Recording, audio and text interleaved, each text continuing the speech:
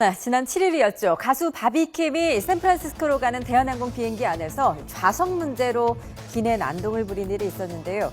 그런데 일주일가량이 지난 지금 이 비난의 화살이 바비킴에게서 대한항공으로 돌아갔습니다. 이번 사건의 전말을 뒤집어 보겠습니다.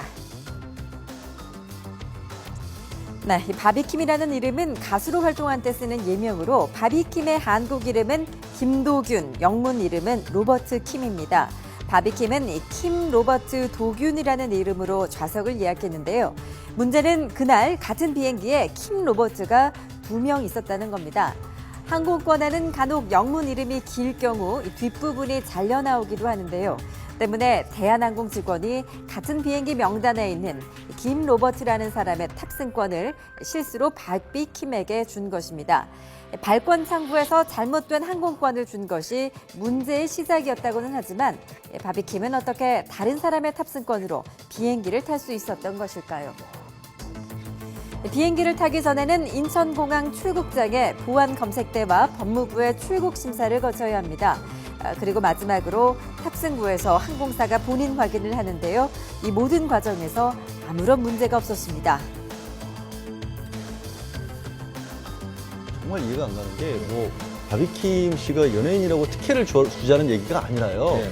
그 많은 사람들이 검색대를 거치는 도중에 그래도 연예인이면 신기해서라도 그 여권이라도 한 번이라도 더 들여다보고 그렇죠. 그 상식적으로 그러지 않았을까요? 네. 아, 이 사람이 원래는 이름이 로버트 도균 김이구나 라는 거 한번 어떻게 저런 일이 일어나는지 도저히 이해가 안 가요, 저게 상황이.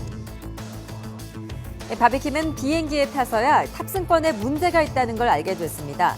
자리를 찾던 중 이코노미석인 걸 알게 돼 바로 대한항공의 좌석 변경을 요구했지만 대한항공이 마일리지를 조회하는 과정에서 또다시 로버트 킴 씨의 마일리지를 확인하는 실수를 반복했습니다. 때문에 비행기 출발 시각이 예정보다 20분이나 늦어지자 바비킴은 다른 승객들의 불편을 염려해 일단 이코노미석에 탑승했다고 합니다. 이날 대한항공의 발권 실수로 이코노미석에는 자리가 하나 모자랐습니다. 자리가 남은 비즈니스석에 이코노미 승객 1명을 비즈니스석으로 승급할 수밖에 없는 상황이었는데요. 이미 좌석 문제를 제기했던 바비킴은 승급에서 제외됐습니다.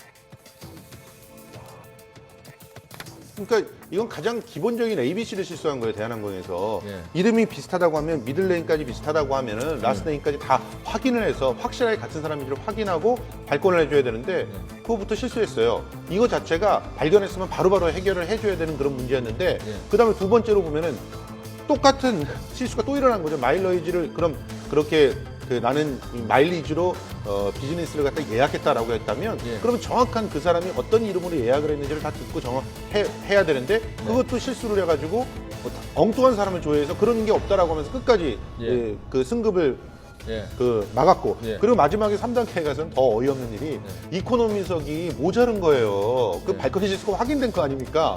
모자랐더니 한 명은 승급을 해줘야 되는데 다른 사람을 승급을 해준 거예요.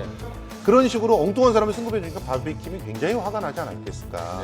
이런 어이없는 실수들이 일어나는 게 대한민국 최고의 항공사인 겁니다. 네, 이로써 바비킴의 이번 기내 난동 사건에 대한항공이 원인 제공을 했다는 것과 더불어 또 문제를 키운 것도 대한항공이라는 지적이 나오고 있습니다. 이미 술에 취한 바비킴에게 계속해서 와인을 제공했다는 목격자의 진술이 나왔기 때문입니다. 와인 3잔 이상 받아본 적이 없거든요. 그러니까 그 이상 그 요구를 하면 그쪽에서 지금 비행기라고 하는 곳은 뭐 기한 문제나 이런 것들이 있기 때문에 평소보다 훨씬 더 빨리 취할 수가 있다. 그래서 정말 괜찮겠느냐.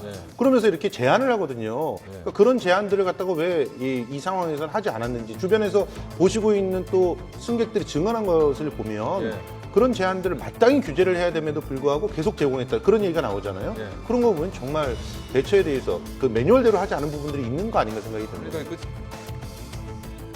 네, 바비킴은 이날 기내 난동 문제로 샌프란시스코 공항에 도착하자마자 FBI의 조사를 받았는데요. 하지만 대한항공 승무원은 피곤하다는 이유로 조사에 응하지 않았다고 합니다.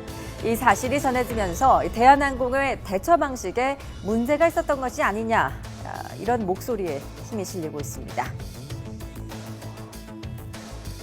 아무래도 이번 조연아 씨 사례를 비춰보면 그 다른 상무가 나름대로 이제 이것을 소위 말해서 확대되는 것을 막기 위해서 내부적인 뭐 조정을 하느라고 뭐 그럴 가능성이 상당히 있지 않는가 저는 뭐 그런 추정을 할 수밖에 없을 것 같고요. 왜냐하면 대한항공의 이미지 자체가 지금 상당히 지금 뭐 치명적인 상태에서 이것이 또 논란이 되는 것을 뭐 최소한 막아보려고 하는 전사적인 뭐 대응을 한 그가 시간을 벌기 위한 것이 아니었는가 저는 뭐 일단 또 그렇게 대한항공에서 생각이 또 이 바비킴의 기내 난동 사건 전말이 알려지면서 피해자였던 대한항공은 이제 가해 원인을 제공한 입장이 됐습니다.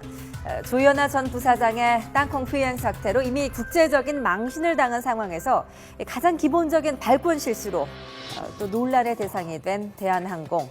서비스에 대한 국민들의 신뢰를 회복하기는 쉽지 않을 것 같습니다.